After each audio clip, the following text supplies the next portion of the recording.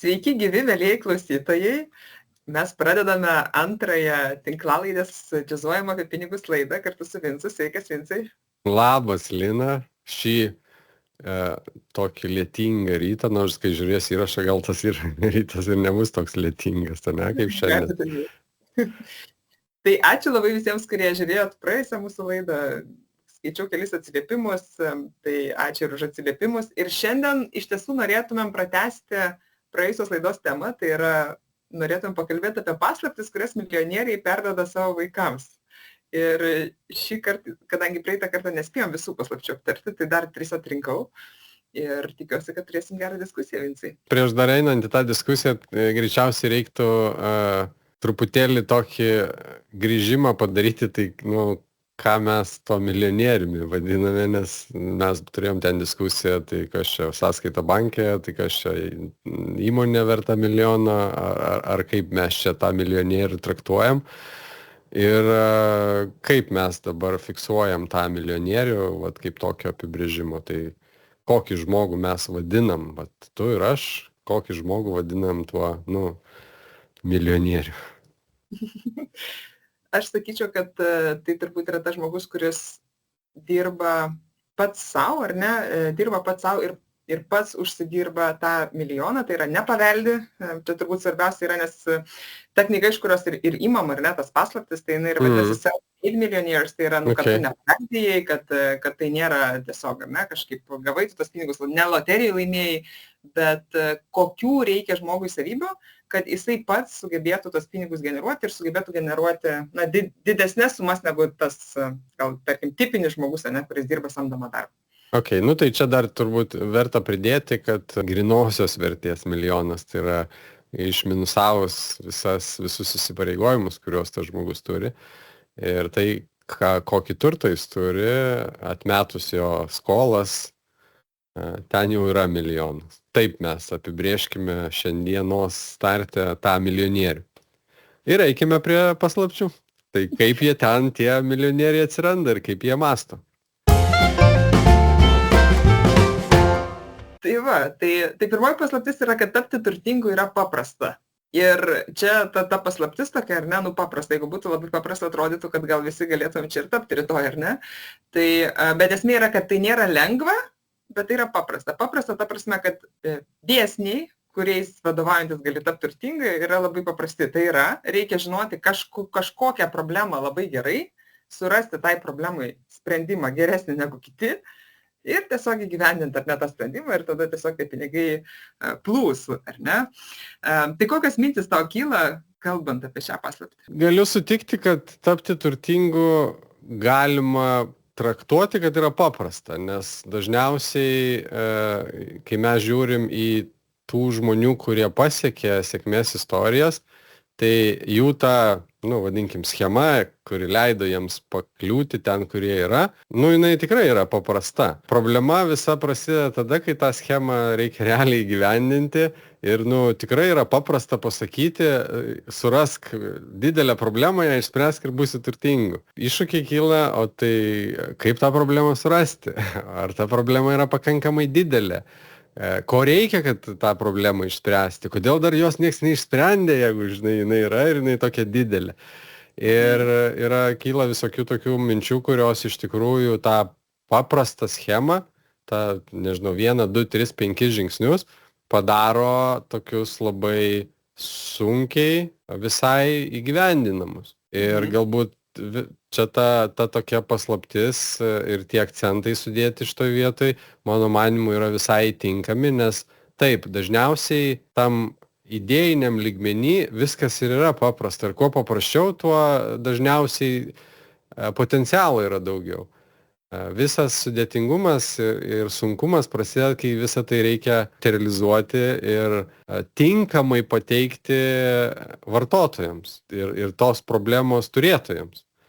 Nes jeigu, tarkim, žmonės turi, sugalvokim čia kokią neišspręstą problemą dabar greitai. Tai kokia neišspręsta, tai ta, apie kurią mes šnekam. Vaikų finansinis raštingumas yra neišspręsta problema, nes suaugusių finansinis raštingumas yra neišspręsta problema, tai gerai. Nes tikrai yra problema ir daug kas ją sprendžia ir nėra taip lengva ją išspręsti, ar ne? Taip, ir tada, mes paimam, jeigu problemą, kad vaikų finansinis ir suaugusių finansinis raštingumas nepakankamai, ne? Iš tos bendrosios pusės, ne tik iš savo, nes čia mūsų nuomonė yra problema. Tai klausimas tada, ar iš tikrųjų visuomenė tai mato kaip problemą, nes jeigu visuomenė mato kaip problemą, tai yra vienas atvejis, jeigu mes matom tai kaip problemą, tai yra kitas atvejis. Čia dažnai mes susidurėm su situacija ir turbūt ne tik šitoj srity, bet ir kitose. Aš nežinau, kad turiu problemą. Ir čia, man atrodo, su finansiniu raštingumu, žinai, kame problema yra, kad žmonės, kai gyvena, tarkim, ten 20-30 metų, gali jie ir neturėtų, gali jiems atrodyti, kad jie neturi problemos. Ir paaiškės, kad jie tą problemą turėjo tik tai kiem 60 ar 70 metų, kai, pavyzdžiui, išeis į pensiją ir neturės iš ko gyventi, ar ne? Tai jie nežino, kad tą problemą turės ir dar lyg ir neturi, ir mes lyg bandom išspręsti tą jų būsimą problemą, kurios jie dar nejaučia. Tokios, minkštosios problemos, su kuriuom mes taip galbūt vadinkim tiesiogiai nesusidurėm, nes vienas atvejis yra, kai, nežinau, tarkim, pameti raktą ir tau reikia pasidaryti kitą. Tai viskas labai aišku. Tiesiog į akis tau sminga, nes tu negali pro duris įeiti, ne? O čia yra kažkaip kitaip, nes žmonės, jie kažkaip gyvena, tie pinigai kažkaip pirmyn atgal juda. Ir tas žmogus gali iš tikrųjų nesuprasti, kad yra problema šitoje vietoje, potenciali. Ir kai žmogus nemato problemos, jis neieško sprendimų. Ir tada mes atsiduriam, žinai. Tai gerai, jeigu mes turim problemą, kurią tarsi mes matom, bet visi kiti nemato. Ir tada ką? Ir tu viskas, tu žlugęs esi, nes nėra paklausos tam, ką tu siūlai. Tai čia ir prasideda, kad nors yra paprasta, bet tada sudėtinga, nes tokią problemą kaip finansinis raštingumas, pirmiausia reikia atskleisti visuomenį. Bet kaip to padaryti kiekvieno skirtingo gyvenimo atveju? Tai yra beprotiškai. Dabar iškabinau temą, aš galvoju. Taip, visiškai. Dėl to jos niekas taip lengvai ir neišsprendžia, nes tai labai sudėtinga. Bet knygoje tokia viena skaičiau mintį, kuri man labai patiko, kad jeigu tu dirbi vienoje srityje ilgą laiką, pavyzdžiui, ar ne, mano sritis, kur aš tikrai labai ilgą laiką dirbau, yra profesinės paslaugos. Tai jeigu tu toje srityje dirbi ilgą laiką, tu su neeiliniu aiškumu matai tos srities problemas. Ir pavyzdžiui, ar ne, aš taip galvoju, tai ką aš su neeilinio aiškumu matau. O kodėl tu matai? Dėl to, kad tu bendrauji ten su žmonėm toje srityje, ar ne, ir tu realiai girdi, ne, kaip sakai, nežinai, kokios problemos yra, kokias problemas žmonės turi. Tai patarimas tada yra klausyk, ką jie šneka, ar ne?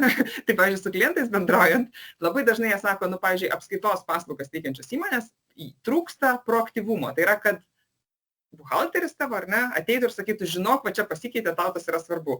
Ir šitą, taip sukas ant rūšnė, klientų visi sako, proaktyvumo trūksta. Problema yra labai aiški, ar ne? Dabar tik klausimas, kaip išspręsti, kad, kas nors norėtų mokėti dar už tą proaktyvumą, ar ne? Ir aš, pavyzdžiui, suprantu, kad aš šitose profesinėse paslaugose, tikrai turiu tą neeilinį aiškumą ir jeigu tu tame nedirbi, tai tu tikrai negalvoji apie tai, nebent pats perki buhalterinės paslaugas, ar ne, ir jauti, kad tau trūksta proaktyvumo. Ar tu iš savo patirties, Vincai, gali pasakyti, kad kažkurioje srityje labai aiškiai turi tą neeilinį aiškumą apie problemas? Pavyzdžiui, kaip koks Markas Zuckerbergas turbūt apie rašymą gal nelabai daug supranta, ar ne? Bet apie socialinius tinklus daugiau supranta.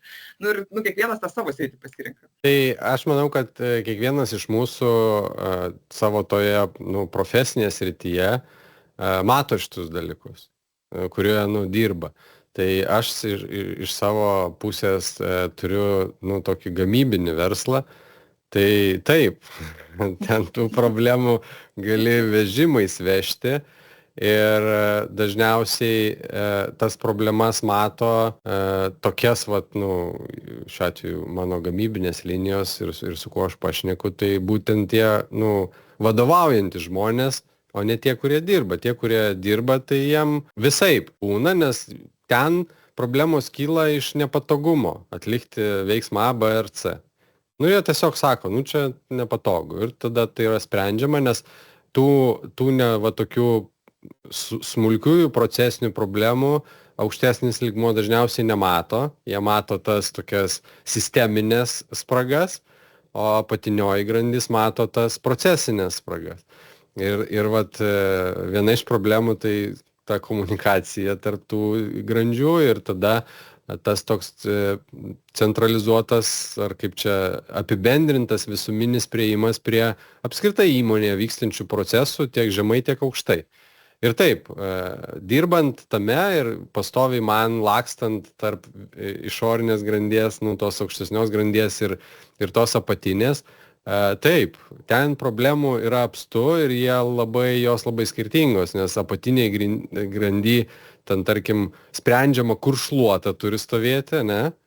Pavyzdys, nes ten jinai nepatogi, reikia toli vaikščioti, visiems ten trukdo pastoviai, užkliūna ten kas nors ir panašiai.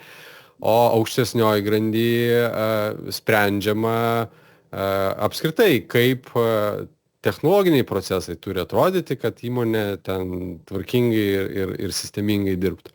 Ir ten šluotai, dažniausiai vietos nėra tiesiog, nes tai yra per mažo kalibro, per mažos apimties. Ir čia ugdomos abi dvi pusės, tai yra ta aukštesnioji sugebėti, kaip čia įvardinti, pasizūminti į apačią ir tikrai pamatyti, kad galvojant apie procesus, tikrai reikia pagalvoti apie tą kasdieninį veiksmą, kurį reikia atlikti, kad viskas būtų sklandu. Ir kai tas matymas atsiranda, kai žmogus turi tą kompetenciją, kaip tu sakei, sėdi ilgai, būna ilgai, analizuoja ilgai, turi daug patirties, jis įgauna tą gebėjimą tokį zoomintis į situaciją ir suprasti, kas ten vyksta. Ne tik matyti blokelius, kaip procesų, vadinkim, visumą ir sakyti, kad tie blokeliai turi eiti tokia tvarka, pavyzdžiui, bet sugebėti zoomintis, artintis į patį procesą iki pačių didžiausių smulkmenų, nes jisai suvokia, kas vyksta po apačia. Tai tada ta kompetencija leidžia tikrai taip, iš kitokio požiūrio taško, iš tokio gerokai bendresnio, gerokai platesnio pažiūrėti į visumą ir tada, neiti to keliu, kaip dažnai būna, pataisai vienam gale, sugriūna kitam. Nes net nematai tiesiog visko. O tie žmonės, kurie dirba savo srityje, nišoje ilgai, jie pradeda įgauti matymą, kad jeigu aš pakoreguosiu čia, kaip tai atsilieps po 3 žingsnių, po 3 dienų, po 3 mėnesių procesuose. Ir ar čia tas pakeitimas sprendžia problemą ar nesprendžia. Ir tada, kai toks gebėjimas atsiranda, dažniausiai už tokį gebėjimą visi yra linkę mokėti, nes tai padeda išvengti labai daug, kaip čia vardinti, bėgiojimo paskui savo uodegą. Šiaip aš iš mano patirties tikrai labai daug sėkmingų verslininkų yra tokių, kurie dirbo korporatyve, susirinko kažkokį know-how, pamatė, kad yra problema ir išėjo savo įkūrę verslą spręsti tai konkrečiai problemai. Pavyzdžiui, tavo situacija, procesas šitoj vietoje neveikia, gali būti, kad ir šluotos gal procesas. Kažkokia niša, labai specifinė niša, šitą išspręsiu ir tikrai sukūrė po to sėkmingus verslus. Tai aš manau, kad čia yra vienas iš tų būdų, kaip pamatyti problemą, gerai ją suprasti viduj būnant ir po to rasti sprendimą, kuris realiai išspręstų ją. Alibabos įkūrėjas Jack Ma, esu jo vieną kalbą kaip tik žiūrėjęs apie tai, kaip kur ką gyvenime iš serijos daryti. Tai būtent jo pirmi patarimai jaunuolių yra apie tai, kad tu neini ten keisti pasaulio, tu eini įsidarbinti ir žiūri, kaip vyksta procesai, susipažįsti su aplinka ir išmoksti ją matyti. Tada, kaip tu sakai, surandi kažką, kas toje aplinkoje potencialiai neveikia arba veikia nepakankamai ir tada ant to jau statai. Bet kai statai, tu jau turi patirtį ir potencialiai resursus, kad tą galėtum įgyvendinti. Nes dažniausiai jauni žmonės, tai čia yra tokios 2 medalio pusės. Tai viena, kad jie tikrai gali sugalvoti kažką, vadinkim, crazy, ko pasaulis tiesiog galbūt neturi ir tą kažkaip bandyti gyvendinti, bet sėkmės procentas čia yra nykstamai mažas dažniausiai. Ir yra labai daug sėkmės atvejų, kai būtent žmonės sėkmę pasiekia jau tokiam brandesniam amžiuje, 40, 50, net 60 ir viršų, kai jie iš tikrųjų turi tą gilų matymą, apie kurį tu kalbi, ir jie sako, čia yra problema, kurią visi pražiūrėjo ir su kuria visi taikstosi, bet kurią išsprendus jie visi mielai mokės, nes tarkim įmonės rėmuose pačią įmonį spręstis yra labai brangu, ne, ir dėl to ta problema ignoruojama, bet rinkos rėmuose sumažinus tą kaštų barjerą, čia šiuo atveju tas, kas sprendžia, prisima tam tikras rizikas, išsprendžia ir duoda gerokai mažesniais kaštais išspręsti įmonį problemą, tai vat čia toks tarsi vyksta pasidalinimas ir tada įmonė sako, jo, už tiek pinigų mes imam, sprendžiam, nes mus erzina pastoviai ta vieta. Ir tokiu būdu, kaip tu sakai, kažkas iš korporatyvo išėjęs, viena korporacija galbūt ten nelinkusi ten, žinai, kažkaip ten tos vietos spręsti, nes, procesas vis tiek važiuoja. Ir galbūt tai nėra ta vieta, kuri ten labai griauna viską, bet ją išsprendus visiems yra geriau. Ir tada tie žmonės pamatę, išsinešę problemą, ją išsprendė ir parnešę atsakymą, jie sukuria verslus. Ir tada tampa turtingais. Ir va čia yra tas kelias, kai paprasta yra galbūt, pasakyti, problema, ją išspręsk ir būsi turtingas, bet visai yra sudėtinga pirmiausia lokalizuoti tą problemą, aiškiai ir apibrėžtai, sugalvoti, kaip tą problemą išspręsti, aiškiai ir apibrėžtai, ir dar finale ją išspręsti taip, kad visi būtų patenkinti. Tai yra, kad tos problemos sprendimas būtų priimtinas tam, kuris turi problemą. Čia irgi yra atveju, kai žmonės sukuria dalykus, sprendžiančius problemą, bet žmonės nenori tų sprendimų, nes, jiems ten trigerina kažkur kitur. Pavyzdžiui, lyja, padarys kažkas pastogę. Išsprendžia problemą, pastogė, nelyja tau ant galvos, bet tu supranti, karštą pastogę veiksiu, aš net pajudėti niekur negaliu, tada kažkas išsprendė problemą ir sukūrė skėtį, žinai. Ir tada jau tas, kas sukūrė skėtį, tai greičiausiai visai neblogai gyvena. Gerai, keliaujam prie antros paslapties. Antra paslaptis, kuri skamba taip. Turtingi nebūtinai yra protingesni. Čia turbūt gali pasakyti, kad daugam atrodo, kad turtingi žmonės yra išskirtinai gabūs arba išskirtinai protingi. Tačiau ir iš mano stebėjimų tai nebūtinai yra taisyklė. Išsilavinimas vienareikšmiškai palengvina kelią, bet tai nėra svarbiausia. Svarbiausia turbūt yra koncentracija į pinigų uždirbimą, noras spręsti tą problemą ir noras, gal ir noras turėtų pinigų daugiau. Kokios tavo įžvalgos šitoj temai? Šita paslaptis, kad, taip, jeigu taip tiesmukai žiūrint į tą sakinį turtingi nebūtinai yra protingesni, tai aš esu visiškai linkęs su tuo sutikti, nes, kaip čia pasakyti, visgi ne intelekto koeficientas turbūt čia yra tas esminis faktorius, kuris apsprendžia, kiek tu pinigų turėsi ar neturėsi. Bet turbūt labiau mane jaudina, gal taip pasakysiu, tas, ką tu pasakei vėliau. Ir čia šiuo atveju aš dėmesį kreipiu į tai, kad tarsi koncentracija į pinigų uždirbimą. Tai šitoj vietoje jau toks mano požiūris yra toks bendresnis. Vaikantis pinigų, tu gali jų turėti, bet aš esu giliai įsitikinęs, kad džiaugsmo ten nėra gyvenime. Tie turtingi žmonės, ne visi, aišku, vėl čia jokių būdų netaisyklė, kad turtingas lygų laimingas, bet jeigu mes paimsim tą, kurie yra laimingi, jie gerai jaučiasi, jie dalinasi, jie visada su šypsena, jie visada su tokiu priėmimu į viską žiūri, tai dažniausiai turtas, nėra joks jų siekiamybės tikslas. Turtas yra išeiga to, kaip jie žiūri ir eina per gyvenimą. Vėlgi, aš noriu taip truputėlį žiūrėti tą tokią žmogiškąją asmenybinę pusę, kuri vis dėlto gerokai didesnį faktorių turi, kiek žmogus pasieks gyvenimą. Jeigu tu kaip asmenybė pastoviai eini į konfliktą, arba mokai visus gyventi ir sakai, kad aš žinau geriausiai kaip čia, nepaeis tau reikalai, kad ir ką tu ten gerai sugalvoji, bet vien tai, kaip tu man atneši dalykus, sako, kad aš su tavim turėti reikalų nenoriu. Nes tu aiškini, kaip man gyventi. Ir tai, taip bendraja prasme, žaidžia mano ego.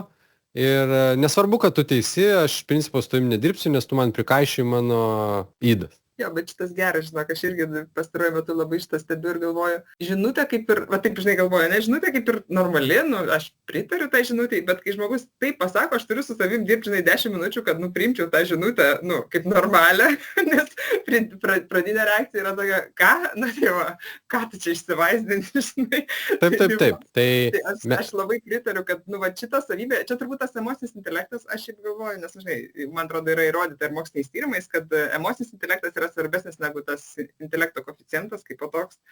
Tai va, sugebėjimas suprasti ir savo jausmus, kito žmogaus jausmus, ne, ir tinkamai perduoti. Tai taip, ir šita vieta greičiausiai yra pakankamai, nepakankamai, gerokai svarbesnė, ir jeigu mes grįžtume prie to paprasta tapti turtingu, bet kelias yra sunkus, tai dažniausiai mes kalbam būtent apie tai, kad žmonės patys savo rankomis ten didelių dalykų negali pastatyti. Mes tiesiog per mažai mūsų dviejų rankų, kad viską sustatyti ten vienam žmogui. Ir galų gale, kokią tada plačią kompetenciją reikia turėti, kad tu galėtum spręsti įvairaus plauko problemas ir dar efektyviai. Tai veda prie to, kad mes turim formuoti organizaciją, kad tą problemą spręsti. Ir kai yra organizacija, yra žmonės. Ir tada tampa gerokai svarbiau, kaip vystosi santykis tarp tų žmonių ir kaip tas žmogus, kuris yra vizionierius,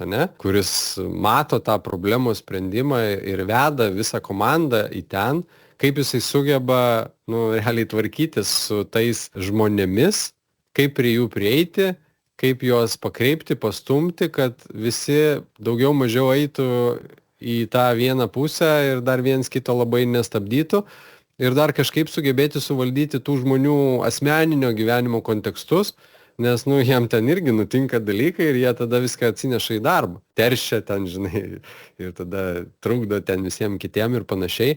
Tai va tas gebėjimas matyti žmonės, juos pažinti, gebėti atpažinti jų asmeninės savybės ir polinkius ir galbūt tikrai kartais spręsti, kad šitas žmogus netinkamas ten, kur mes einam, nes jis tiesiog turi kitokias asmeninės savybės ir tokiu būdu laviruoti ir pasiekti tikslus, nes visi turtingi žmonės, yra išimčių, aišku, kaip ir visur, kur tikrai galima savo rankomis padaryti tą sweet spotą pataikius. Tikrai esu skaitęs ne vieną istoriją apie žmonės, kur turi idėją, padaro kažkokį tai tokį prototipą ir tiesiog po to už daug pinigų parduoda kažkam, kas yra didelis, kam aktualu ir kas perima vystymą ir jau ten sprendžia tos organizacinius klausimus. Ir tą žmogų padaro milijonieriumi, nes tiesiog iš jo nuperka dalykus. O jis jau tada kitaip dėliojasi tą savo gyvenimą. Jau nebevysto to, ką jis ten pradėjo, bet pereina į tą kitokį to turtingo gyvenimo režimą, kur pinigai gamina pinigus. Bet jeigu mes neimam tokio reto išskirtinio atvejo, tai mes turim reikalą su žmonėmis. Ir galų gale vien atnešti problemą kitam ir, kaip tu sakai, ją bakstelti, žinai, yra menas. Menas bendrauti su žmonėmis. Nes niekam nepatinka, kai jiem kažkas pasako, kad tu esi, žinai, netobulas, arba ten kažką ne visai gerai darai, arba kad galima geriau, žinai. Taigi aš čia viską žinau. Pati puikiai, žinai, dirbdama su ypač verslų savininkais, jie dažnai viską žino. Taip, tiesa. Ir gerai, jeigu tas žmogus jau yra tikrai išaugęs ir jis klauso, ką tu sakai, ir jisai geba nulipti nuo, žinai, piedestalą ir pažiūrėti taip iš šono į viską ir sakyti, jo, gerai, tu čia sakai, čia yra iššūkis, žiūrim, kaip tą dalyką išspręsti. Bet tai nėra taisyklė, jokių būdų. Tai yra tiesiog, kartais būna, kartais ne. Šitoje vietoje aš būčiau linkęs akcentuoti tai, kad vis dėlto koncentracija tik į pinigus, jinai gal ir nuves prie tų pinigų, bet net neš tokio gero jausmo ir pilnatvės gyvenime. Man visada atrodo yra geriau eiti tuo keliu, kuris man yra malonus, patinkantis. Tas malonus tai vėlgi nepadarykim iš to, kad yra faina visą laiką. Malonus tai jis gali būti ir sunkus ir gali tikrai reikalauti iššūkių, bet bendraja prasme jis suteikia džiaugsmą judėjime. Ir tada pinigai jie natūraliai ateina, nes žmogus mėgaujasi to, ką daro. Jisai gilina tą savo kompetenciją ten nuolat, savo norų, nes turi vidinę motivaciją. Ir tada mes vėl grįžtam prie tos ankstesnės paslapties, kuris sako, kad taps specialistu. Ir šitie dalykai tada natūraliai ateina. Nes kai žmonės vaikosi pinigų, kai kam pavyksta, bet tai nėra tvarus gyvenimo receptas, vadinkim taip. Bet paslaptis apie tą akademiškumą. Ir aš, pavyzdžiui, iš savo stebėjimų pastebiu, kad tikrai nemažai turtingų žmonių yra išskirtinai gabūs. Tikrai yra išskirtinai gabūs. Ir plus dar, va tai, ką tu sakai, plus dar turi emocinius tos reikalus, ar ne, nu, kad gali suprasti, uždegti viziją ten ir visą kitą. Na ir ten tada gal šiek tiek sėkmės yra, ar ne, kažkur papuolė ten, kuriems pasisekė, ar ne. Bet tikrai yra ir tokių, kurie nėra išskirtinai gabūs, bet, pavyzdžiui, turi labai stiprų vizionierišką tą matymą, mąstymą, ne, nu ir tada gali tą viziją visus užkrėsti, uždegti ir ten žmonės jį seka. Ir tada po savim turi, po savim savo komandai turi, ar ne, tos žmonės, kurie yra išskirtinai gabūs. Nes vis dėlto to intelekto darant verslą, dažniausiai reikia kažkokio. Aš šitoje vietoje dar noriu perklausti tavęs, ką tu vadini, išskirtinai gabiais žmonėm. Nes vėl čia tokia savoka, kur aš gal vienaip įsivaizduoju, tu kitaip, mūsų klausytojai dar kitaip įsivaizduoja. Tai norėčiau, kad truputėlį patikslintum tą, kas tavo akimis yra išskirtinai gabus, ką tu matai, kai šitą terminą naudoji. Šiuo atveju kalbu apie intelekto koeficientą, tai tarkim, ne, jeigu jie yra ten, mokyklos gali būti ar ne, baigia mokyklą ten geriausiais pažymiais, ar ne, pavyzdžiui, yra dalis tokių, kurie ten egzaminus geriausiai išlaikė, ten įstoja, ten, nežinau, pirmais numeriais į savo kažkokias sritis, kuriuose po to tą problemą atrado ir išsprendė, arba tie, kurie turi labai stiprius analitinius sugebėjimus, atsisėda ten, ir ten iš karto mato, ten kažkokias tendencijas, gali sėdėti naktį ir ten tas tendencijas matyti. Tai dabar tikrai ne visi mes turim tas savybės, tai aš grinai čia apie tą akademinį, intelektualinį, sakiau, kai išskirtinai gabus, nes aišku, išskirtinai gabus gali būti ir ten šokyje, mene, kitose dalykuose, bet čia šiuo atveju apie tą mokyklinį, universitetinį, akademinį kampą kalbėjau. Tai šitoje vietoje vėlgi, tada visada verta pažiūrėti ir į kitą medalio pusę, nes tikrai yra, kaip tu vadini, daug išskirtinai gabių žmonių, bet realiai nieko nepasiekusių gyvenime. Ir yra, taip. Jie baigia, jie puikiai mokosi, jie puikiai supranta, bet dar vienas statistinis pilietis. Nemanau, kad tai yra sprendžiantis dalykas, tai yra padedantis dalykas. Bet tai jokių būdų nesprendžiantis, nes kaip tu ir sakei, tikrai yra pasiekusių žmonių, kurie nėra ten kažkaip spindėję akademinė prasme. Ir tikrai mes turim tų istorijų, kai ten meta mokyklą, kažkoks tai žmogus ir pasiekia labai daug. Ir tada visi linksniuoja, kaip tos mokyklos čia nereikia. Nes ten kažkoks dvietukininkas, uždirbo ten krūvą pinigų ir tada tie vaikai manipuliuoja tokiomis istorijomis ir nusimeta tą savo tokią pareigą mokytis. Sako, aš tada padarysiu. Gerai, padarysi. Kuo grindi tu tai, kad padarysi? Nes anas tai darė dar A, B, C, D, E, F, G, H iki Z, o tu net A nesugebi padaryti. Tai kur tada tos prielaidos rezultatai, apie kurį tu galvoji. Nes mes dažnai smegenyse esam linkę prisipiešti svajonių ir matyti save jas pasiekusius, bet va čia yra ta paprastoji dalis, ne?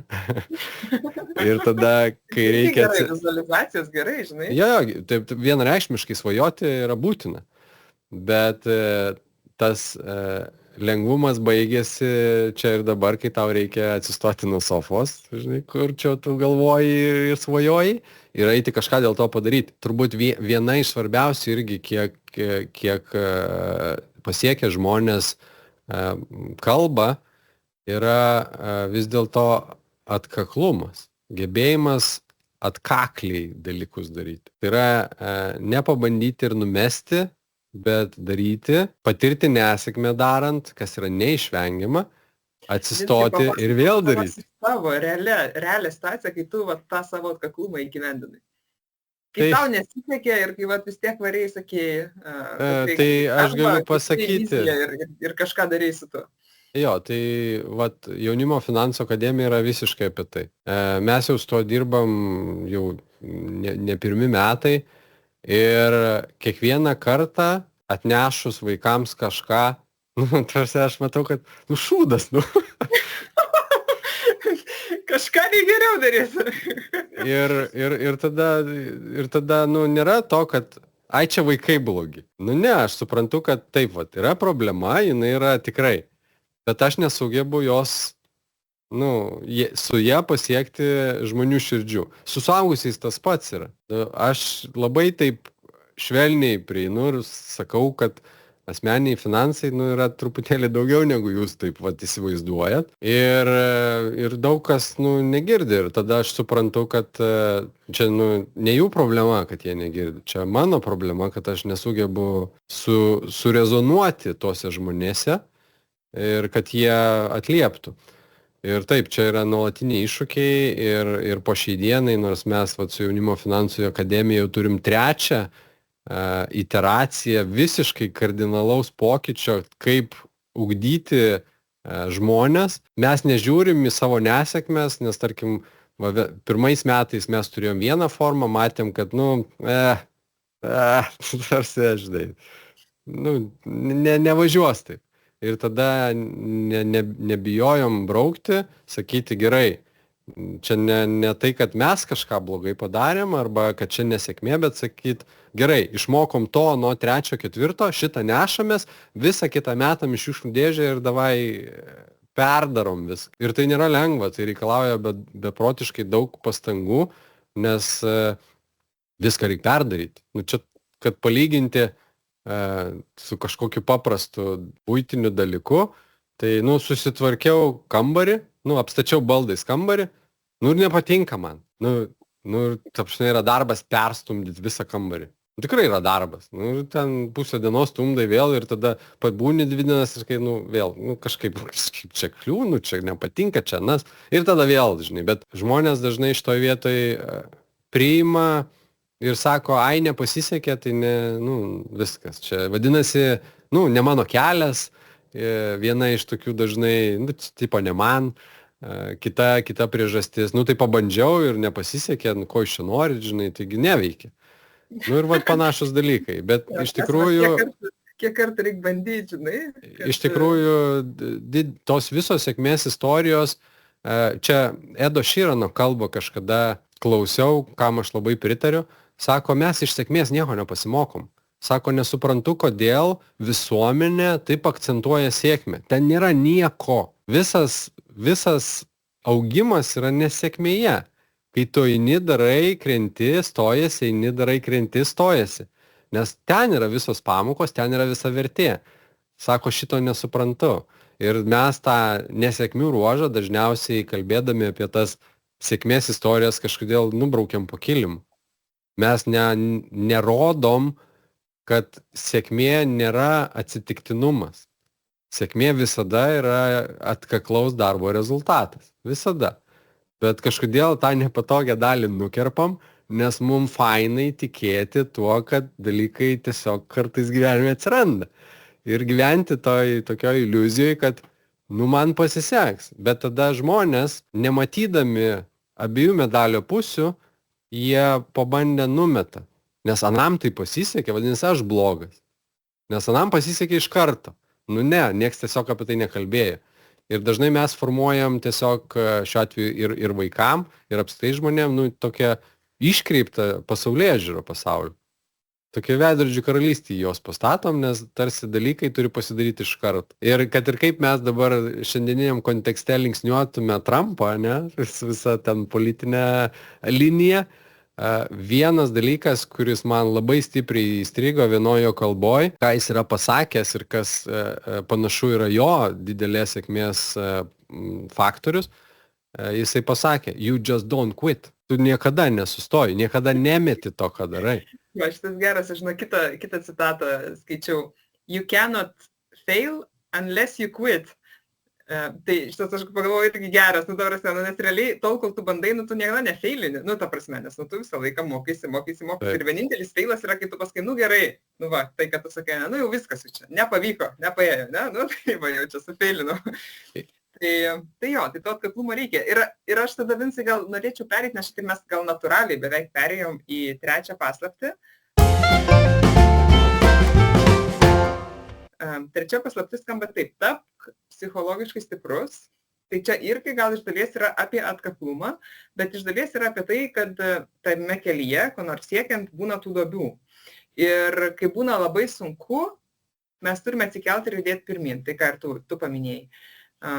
Čia svarbu gal paminėti, kad neįmanoma šitų dalykų išmokti iš knygos arba seminaruose arba ten kalbų klausant. Reikia realiai tame pabūt ir pajaus, kas tai yra. Ir čia daug tokių istorijų ir savo gyvenimo ir iš kitų norėčiau papasakoti, bet pradėti norėčiau klausyti tavęs, nes tu esi pasakojęs, kaip tu pats buvai sunkioj tokiai psichologiniai situacijai asmeninių finansų prasme ir norėčiau gal, kad tą istoriją papasakotum ir mūsų klausytojams. Kaip tu ten buvai, ką išmokai ir kaip atsispyrei gal nuo to dugno? Tai, tai aš pabandysiu tą istoriją taip labai trumpai, taip koncentruotai esminius dalykus paliečiant. Tai situacija yra tokia paprasta. Mes šeimoje pradėjom verslą ir aišku, verslo pradžia nebūna tokia, kad ten viskas fainai ir realiai ten pinigai ėjo tik į vieną pusę, tai yra iš kišenės, ne į kišenę. Ir praėjus keliems metams nuo tos verslo pradžios atsidūrėm situacijai, kai nuosavi pinigai baigėsi, o verslas dar neduoda. Ir kaip tyčia buvo šventės, dar pasigavom visi virusinės infekcijas. Aš važiuodamas į ligoninę pasitikrinimui pasigavau dar ant viršaus gripą, atsidūriau infekciniam skyriui ir 2 savaitės, gulėjau ligoniniai, bet tai buvo geras laikas pamastyti. Ir šitoj vietoj, irgi situacija, aš sergu, man sunku, bloga, ten paslikas guliu, bet aš nežiūriu tai, kad man čia likimas kažkokią tai koją pakišo. Aš žiūrėjau tai, kad aš turiu galimybę koncentruotai spręsti savo problemą, nes mano smegenysgi gali veikti. Kojos, rankos ten nelabai juda, bet smegenys gali veikti. Ir aš tą išnaudojau. Ir šitoj vietoj problema buvo ta, kad mes neturim pinigų. Mes kaip šeima, realiai, taip, ant bankroto ribos. 500 eurų gal buvo likę, reikėjo išgyventi mėnesį, nes nieko horizonte nesimatė daugiau. Nes buvo kaip tik metų pradžia, verslas ten ties naujais metais iš vis ten nieko neneša, ten vienas vargas ir nuostoliai būna. Ir reikėjo kažkaip dylinti ir aš tada galvojau, tai kaip aš čia atsidūriu? Kodėl aš esu dabar čia ir turiu spręsti šitą iššūkį savo gyvenime? Ir tada supratau, kad nereikia verkti dėl to, kur aš esu, reikia pripažinti, kad aš kažkur padariau klaidas. Ir tada greitai persigrupuoti ir išsisprendus eiti tolyn. Ir tos 2 savaitės ligoninėje realiai buvo tas toks žemas startas, nes aš surijau labai daug medžiagos apie tai, kas yra asmeniniai finansai, kaip jie valdomi, kaip jie derinami su verslu ir panašiai. Ir realiai mums reikėjo gal kokių 4-6 mėnesių, kad mes susireguliuotume srautus šeimoje. Ir išeitume į tokią jau ramesnę zoną, kur aš galėjau pasakyti, viskas nuo esminių negandų mes jau apsisaugoję, toliau kelias tik į priekį. Ir tada iš to sėkmės savo, iš tų ieškojimų ir sistemų sukūrimo, kaip tą dalyką padaryti, aš po truputį pradėjau dirbti su žmonėm, nes jeigu man tai išsprendė problemą, galbūt ir kitam gali išspręsti problemą. Ir tada prasidėjo eksperimentiniai klientai tokie, kurie gyveno ne tokiose aršiose problemose, bet turėjo iššūkių. Ir po 1, 2, 3 ten žmonių aš pamačiau, kad principai jie realiai veikia. Ir tada beliko tik tais gilinti žinias ir viskas stumti. Ir vėliau tada atsirado vaikai. Tokia ta istorija. Kodėl mes šiandien kalbam apie tai, nes man pačiam skaudėjo kišenėje labai stipriai. Šiandien neskauda. Jo, bet aš noriu tas paklausti, nes tose situacijose žmonės labai dažnai, tokios, ar ne, kaip tu čia papasakai, labai dažnai galvoja, tai, kad tu sakei, nieks čia man, nieko šiandien nepaėjo, žodžiu, dabar eisiu, susirasiu samdomą darbą, nes samdomas darbas iš karto duoda pinigų srautą kažkokį, ar ne? Taip. Ir pamiršiu čia tą savo verslą, kuris čia nuolat pinigus tos valgo ir viskas. Ir man labai patiko, yra toks Ray Dalio, gal teko girdėtis tokia knyga, principą yra parašęs, ir jis irgi sako, kad kiekvieno žmogaus gyvenime bus situacija, kurioje tu turėsi padaryti sprendimą. Arba, gerai, nebeinu į savo viziją, savo svajonių, nebandau pasiekti, o tiesiog nenusiraminu ir dirbu ten ramiai, arba ne vis tiek aš einu darau. Tai klausimas tau yra, kaip tu manai, kas tau padėjo būtent pasirinkti tą kelią, kad vis tiek darau, vis tiek čia reikia išspręsti, o ne, gerai, čia tas verslas, gal uždarykim tą verslą ir reikim susirasti, vis tiek būtum kokį samdomą darbą radęs. Oi, būčiau, tikrai, aš turėjau labai gerą samdomą darbą ir kurio atsisakiau dėl viso šito kelio. Keli dalykai turbūt šitoj vietoje yra svarbus, tai pirmas, gebėjimas priimti taip, kaip yra. Pirmiausia. Tai jeigu yra nesėkmė, tai aš priimu, kad šią akimirką yra nesėkmė, žiūriu, kas į čia atvedė, bandau surasti. Vis tiek tas yra ne ignoravimas, bet bandymas susivokti padėtyje. Blaiviai, objektyviai, žinai, vėlgi, nulipus nuo visų pjedestalų, tiesiog neaiškinti, kad kiti kalti, bet va čia einam prie dar vieno dalyko, suvokti, kad aš esu visada atsakingas už rezultatą. Aš pats. Čia dabar irgi knygą tokią skaitau, vadinasi Vidinė inžinerija, autoriaus nepamenu, bet ten labai, labai geras akcentas yra irgi padėtas, kuris kartojasi realiai daugelį, tos saviugdos literatūroje, jeigu mes paimsim. Labai paprasta. Jeigu tau nepatinka tave supantis pasaulis ir taip, kaip yra, tu neini ir nekeiti pasaulio, tu eini ir keiti save. Ir čia mes prieinam prie to paties, kad jeigu man nepatinka situacija, kurioje aš esu, tai iš principo aš esu tos situacijos kaltininkas, niekas kitas. Ir tada aš žiūriu, kaip man save iš tos situacijos ištraukti. Čia tikrai nėra tai, kas savaime suprantama. Ir tikrai, jeigu gatvėje žmogui pasakysi, kad tu turi tai, ką nori turėti, jis dažnai pasakys, ką tu čia, žinai, svaigsti. Kalta A, B, C, D, bet, ta prasme, čia kontekstas kaltas, ne aš čia kaltas. Ne, dažniausiai, nesakau, kad visada, bet dažniausiai mes esam ten, kur norim būti. Ir problema yra ta, kad mes nelinkę, žiūrėti į save labai stipriai. Ir aiškintis, tai ko mes visgi norim, kur mes norim eiti, nes dažnai žmonės savo kelią numeta ne dėl to, kad ten sunkiau ar lengviau, bet dėl to, kad tai ne jų kelias. Nes tarkim, kažkas užmetė idėją, pastumėjo, aš darau, atsimušiu į sieną ir tada sakau, man nepavyko. Bet ne dėl to, kad negaliu įveikti barjero, bet dėl to, kad pasinaudoju situaciją numesti tai, kas ne mano. Ir va čia viskas prasideda nuo to, kad ar aš darau tai, ką aš noriu daryti. Ir jeigu aš darau tai, ką aš noriu daryti, dažniausiai tie barjerai, sunkiai veikiami barjerai turės būti gerokai didesni. Ir kuo žmogus yra arčiau to savo, tokio sielos troškimo gyvenime, tuo jisai bus pasirengęs dėl to iškęsti žymiai daugiau sunkumų ir eiti, stotis ir daryti. Nes tiesiog širdis dega tuo. O kai širdis tuo dega, kai yra ta entuziazmas daryti, kliūtis ilgainiui pavirsta tiesiog dalykais, kuriuos reikia išspręsti. Aš jau nebekeliu klausimo, ar išspręsiu kažką tais. Aš visada keliu klausimą, kada aš tai išspręsiu. Galima sakyti, tas sakinys, apie tą paslaptis, apie kurią tu kalbi, kad ta psichologiškai stiprus, bet čia aš būčiau linkęs kiek paplėsti labiau į tai, kad pažink save iš tikrųjų, giliai. Nesąlygota šeimos, aplinkos, kultūros, bet tą tikrai. Ir tada pasidarys gerokai paprasčiau, nes bus lengviau pasakyti ne, nes tu supranti, kad čia ne man. Bus lengviau perlipti per barjerus, nes tu žinai tada, kad, aš žinau šito vietoj, kad tai yra mano linija ir aš noriu perlipti per tą barjerą. Tas nepatogumas, tarkim, ir finansinis, ir ten dar kažkoks, tai, taip jisai dirgina, reikia kažką valgyti, bet vėlgi, tai yra laikina. Čia, žinai, lengva pasakyti, gal sunkiau padaryti. Aš Taip. podcastą su Alfredu Chmieliausku per Pradėk iš naujo tą podcastą ir jisai turi tokią iniciatyvą Blaivi vasara. Nu, kad tipo vasarą, negerkit. Ir ten daug apie priklausomybę šnekėjo, bet mintis jau buvo tokia, kodėl mes geriam todėl, kad dažniausiai bandom nepažinti savęs. Tai, kad sakai, pažink save, ar ne? Tai iš principo, kad bandom užslėpti kažkokią problemą, kurios mes visai nenorim nei matyti, nei analizuoti, ar ne? Taip.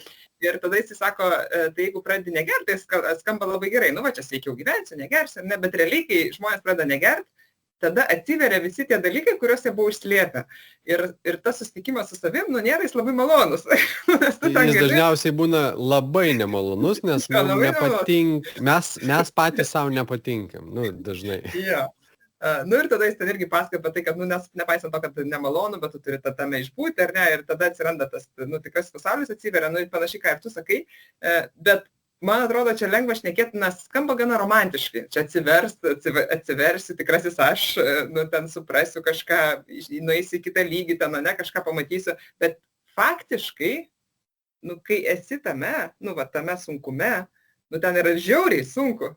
Aš nežinau, ar tu atsimeni, nes po to jau, kai išlipida, gal yra lengviau, ar ne, bet aš ir pati esu tikrai būsiu, kur esu užslėpus ant tos dalykus, nenoriu žiūrėti, bet, tada pasižiūri ir, sunku žiūrėti juos ir tikrai noris pabėgti. Tai pabėgti aš gal nesu linkus gerai, bet gali bėgti, nežinau, į darbą gali bėgti, yra darboholizmas, ar ne, bet kur gali bėgti, tik tai, kad nežiūrėt. Visas šitas procesas, realiai, jeigu mes taip, tu sakai, jo, romantiškai skamba, kai, apie tai yra pasakojama, bet jeigu mes žiūrim į patyrimą, tai yra visiška detoksikacija.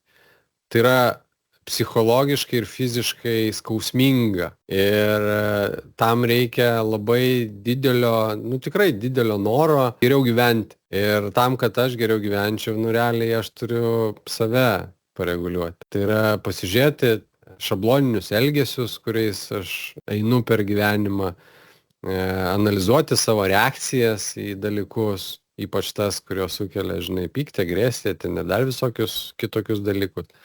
Stebėti žmonių reakcijas į save ir tai yra beprotiškai sunkus darbas ir tikrai ne kiekvienas nori įdirbti, nes tai yra sunku ir skausminga ir viskas. Ir tada tie žmonės, kurie nueina tuo keliu, jie dažniausiai čia būna padirbę. Tai vėlgi, pinigai ateina kaip šalutinis poveikis to, kad žmogus moka ir su savim truputėlį pasitvarkyti. Bet vėl, kaip ir visur yra išimčių ir čia nėra jokia taisyklė, bet trendas šitoj vietoj manau, kad yra toks, nes dažniausiai tie žmonės, kurie turi pinigų ir yra laimingi, jie viduje yra pasitvarkę pakankamai stipriai, jie neturi didelių vidinių įtampų, kurios kyla iš priešpriešos. Mes labai apskritai gyvenime ir visuomenė esam linkę kategorizuoti dalykus. Geras, blogas, ten baltas, juodas, protingas, durnas, tokiam priešpriešom viską daryti. Bet labai dažnai mes esam viskas sudėjus, nes aš galiu būti ir geras, ir blogas. Ir galiu suprasti, kad elgiuosi gerai arba blogai.